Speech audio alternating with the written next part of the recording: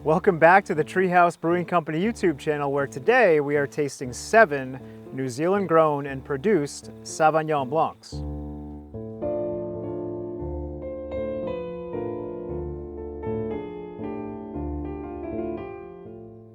All right guys, so some quick background on how this tasting came together. Myself and 7 of us from Treehouse Brewing Company, located in Charlton, Massachusetts, made our annual excursion down here to New Zealand to pick out the hops that we love brewing with that are grown in this region.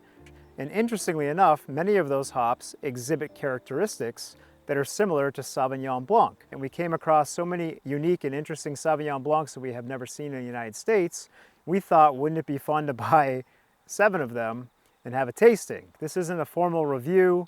This is just me learning about what's going on here, hopefully educating you, the viewer, a little bit, and learning more about this drink that's so important to New Zealand, its economy, and its people. I'm gonna snap my fingers, and when I do, these wonderful Sauvignon Blancs are gonna be poured in this glass. I'm not gonna know which one is which. I'm gonna go through each one at a time, share my thoughts, and then pick a favorite. Wow. All right. You have this really ultra pale yellow-green thing going on in all of these. Over here on your left, this guy's a little bit darker. There's a lot more green and yellow tinge going on the edge of the glass. And then the same is true for this outside one, with all these guys in the center being virtually clear, if not a small tinge of yellow and green. But long story short, visually these guys are super similar with minor differences in between them. Let's dive into sample number 1. Oh, this is gonna be fun, isn't it? You should crack one open yourself. If you're not having a drink when you're watching this at home, you should do so. I got some big mixed tropical fruit going on here. Definitely that, prototypical white wine note. A little bit of hay, a little bit of fresh cut grass going on here. See how it hits the flavor. Ooh, yeah, sharp. Juicy, juicy wine. Really hits with those passion fruit notes right up front, kind of falls off and entices that next sip. This first sample's pretty juicy. Wow, like white peach too. That's cool. Moving into sample number 2. Ooh, this guy's a little more caged in the aroma. I think it needs to open up a bit. Nice though, a little bit of that white sugar, pineapple, mango. Ooh, good acidity there. Really punchy, citrus forward, like lemon, lime, clementine, almost like orange skin in this guy. This one hit really, really nicely. If you see me jumping around a bit, it's because I'm trying to form an impression. Sometimes first impressions can mislead you, and I will make my way through these guys several times. Sample number 3. This guy's interesting. I think that the glass is relatively clean, but this guy's a little more clingy on the glass. Ooh, yeah, this one has a little more of that sort of funky yeast character going on. A little bit phenolic, more expressive, herbaceous, green apple and fresh cut grass. Ooh, wow, sharp. Really, really challenging and refreshing on the palate, juicy. Good acidity, good amount of fermentation funkiness going on here. It's quite nice. Sample number 4. Mellow and complex on the nose. This one's a little more caged also. Right out of the gate, I'm getting some of that green apple and kiwi character. Let's see how she tastes. Man, this is gonna be hard. Sauvignon Blanc is known for being juicy and delicious, no frills, crushable. Here in this cooler climate down in New Zealand, all these guys would go perfect with a warm summer afternoon and a light meal of fish or something like that. They all taste sunny, which is what we're hoping for all the time. Sample number 5. Yeah, wow, there's like distinct differences between them. Some of them I'm getting like bright tropical fruits, and then some of them are putting off a little bit of herbaceousness. Nice, green apple, fresh cut grass, pineapple, a little bit of mango, kiwi fruit. Really, really nice. On to sample number 6. This is a big tasting, I should say. Typically we try to keep it between 4 and 5 at the maximum, so going for 7 is pretty ambitious.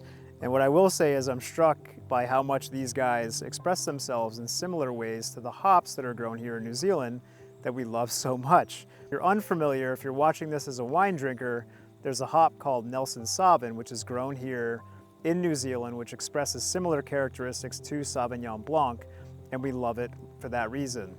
Sample number 6. Okay. Interesting. Quite a bit more expressive than some of the other ones in a heavier way. Kind of some honey and sweet, like underripe peach going on. But really I'm struck by the honey note of this guy in particular. It's a bit heavier on the palate. Green apple, apple juice, underripe pineapple, honey for sure. But quite nice, quite different for sure. Sample number 6. Moving on to sample number 7 and our final sample of the tasting. This guy originally had the most honeyed color of the entire palette. Let's see how she smells and tastes. Oh, different. Whoa. This one's interesting. This is not a negative tasting note, but I want to use it. Sometimes when we describe the Nelson Sauvin hops that we brew with, we use the term diesel. And I'm getting some of that diesel characteristic in this. It's not off-putting at all. In fact, sometimes it can be desirable. And in the brewing world, we think about it as being dank when we get that characteristic. Fresh cut grass, a little bit of lemon and lime. Of course, that passion fruit notes coming out. This one's really intriguing, and I'm interested to see who makes this guy. Wow, fascinating complexity. I'm gonna have a hard time with this. Going through all these, I think 3 stood out as being unique, and the other 4 to my palate kind of blended back together. So I'm gonna go through these guys quickly one more time, and then I'm gonna pick a favorite.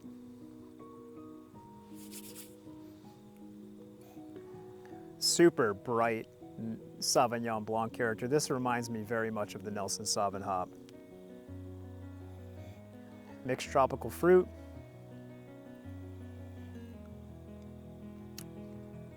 Nice. The nice thing about Sauvignon Blanc is that it's modest.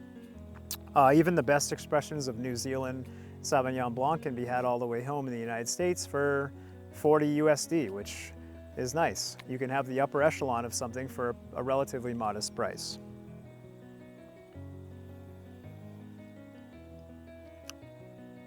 Jeez, this is hard. Whew.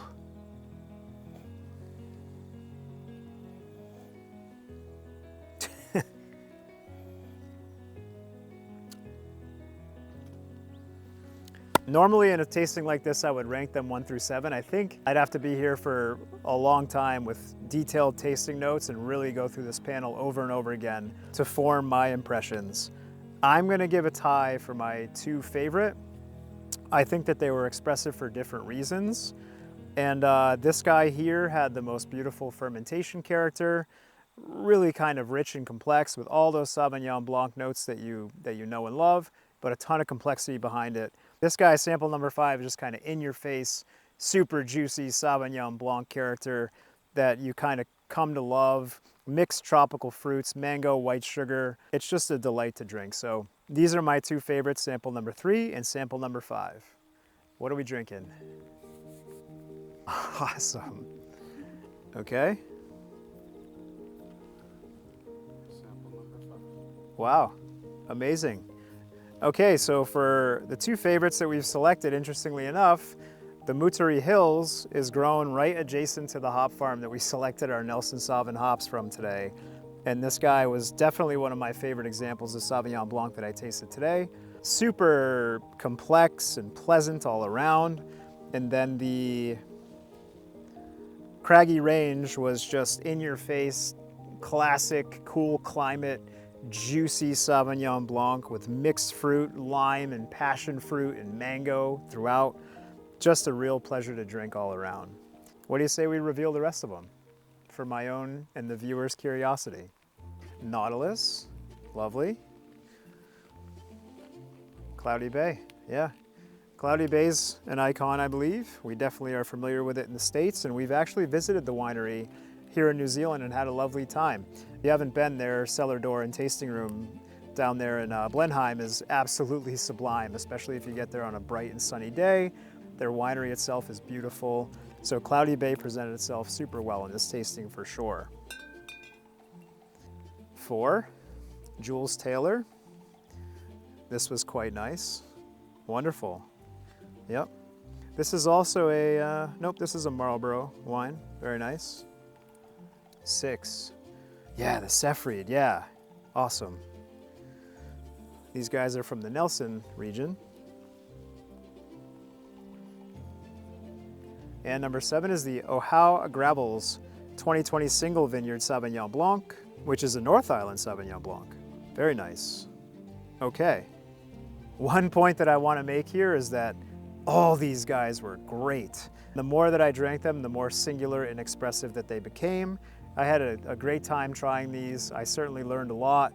This evening, we're going to share these bottles over dinner and hopefully get more into the individuality, regionality, and intrigue of these bottles, and I very much look forward to doing so. We thought this tasting would be fun to understand the similarities between the way that these wines express themselves and the way that the hops we love so much express themselves in the same growing region. That's all for today, guys. We've had a ton of New Zealand content on the way. What a scene, huh, Porter? We want to thank you guys for watching. Make sure you get subscribed, and we'll see you next time.